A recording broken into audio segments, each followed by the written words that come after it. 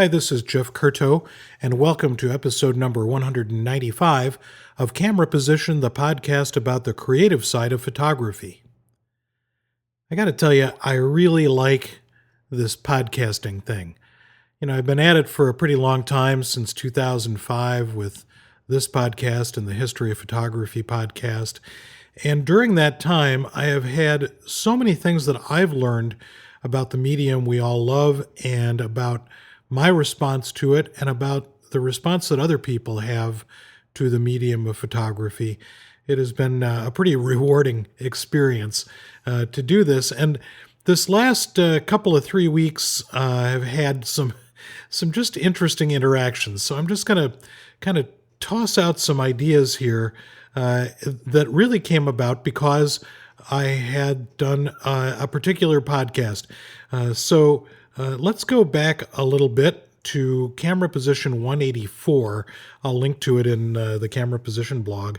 And camera position 184 was really about the idea of looking at the path rather than looking at the mountain that you're climbing. And, I sort of riffed on that a little bit and talked about that, and it certainly applied to me and my pursuit of photography, and I think it applied to a number of other people too, including longtime listener Chris Bonney. How you doing, Chris? And Chris responded in I think maybe on the Facebook page for the podcast. He said that it reminded him of some content of a book by Anne Lamott called Bird by Bird. Now, what was interesting here, and one of the reasons I got to tell you I love this podcasting thing, is I'd never heard of the book Bird by Bird. And so Chris mentioning that made me look up the book, and then I went and I got the book and I read it, and I saw exactly what he was talking about, that in this book, which is a book about writing. And I think one of the things that I've discovered is that there's an awful lot of similarity between the way writers work and the way photographers work.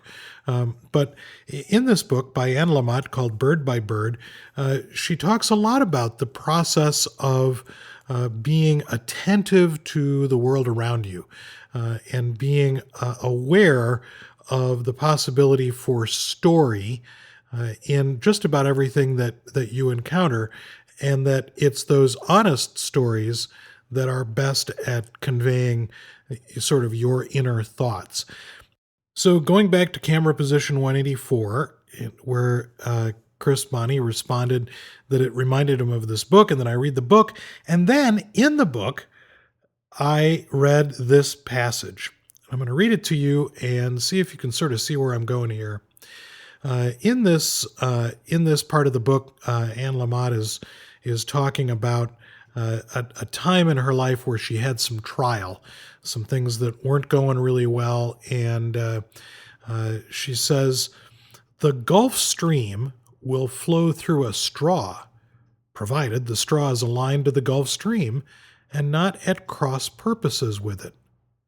And then she goes on to do a little exposition about what it is that had happened to her, and that she ended up, this whole sort of problem that she was dealing with ends up kind of working out okay. And she says, "So now I always tell my writing students about the Gulf Stream.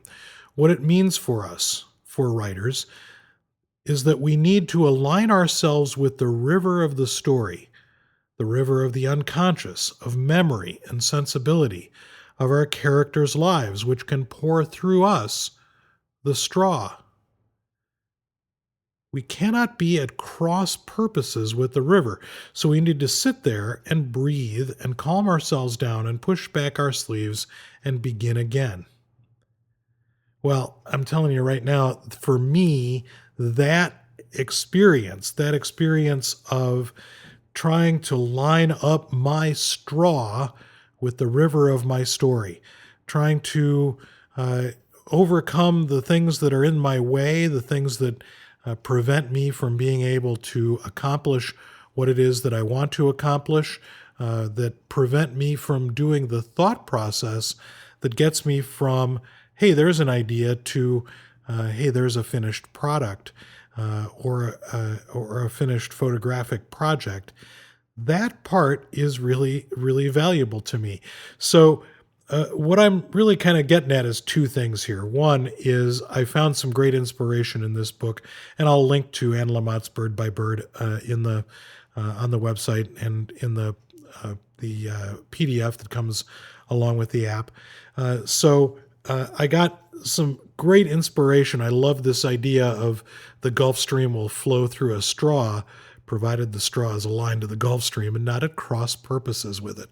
And I don't know about you, but I can often find myself at cross purposes with the flow of a story, whether the story is just getting some stuff done in my everyday life or getting some photography stuff done. And then the other part, of course, for this podcast is not only to thank Chris for turning me onto this cool book, but also to thank all of you for being there all these many years, listening along and learning along with me as we all learn about this medium that we really love. So thanks, Chris, and thanks to all of you for all of the input that I get from all of you via email or now Facebook or comments on the blog or whatever it is that prompts you to leave some comments or leave some ideas. I got to tell you, that is just the coolest part about this, is connecting with a world that is bigger than my own world and has people all over listening and thinking about photography and doing photography. So part of my story at the moment is I'm about to move house. So I'm moving house, and right after that, I take off for a month of photo workshops that I'm teaching in Italy, the annual photo workshop trip to Italy in the late May and early June. So hopefully I'll be on the right schedule for the podcast. But if you don't hear from me for a couple extra weeks, don't fret. I'm still out there. Really looking forward to these 4 great workshops full of tremendous students, some people I've met before and some people who I've never met. So I'll report back on what those experiences are like. And I'm already in progress of planning for the 2018 photo workshops. So if you're interested in joining me in Italy sometime, you'll find a sign-up link on the for my email list on the Camera Position blog. All right, thanks for being here, and I look forward to speaking with you the next time on the next episode of Camera Position, the podcast about the creative side of photography.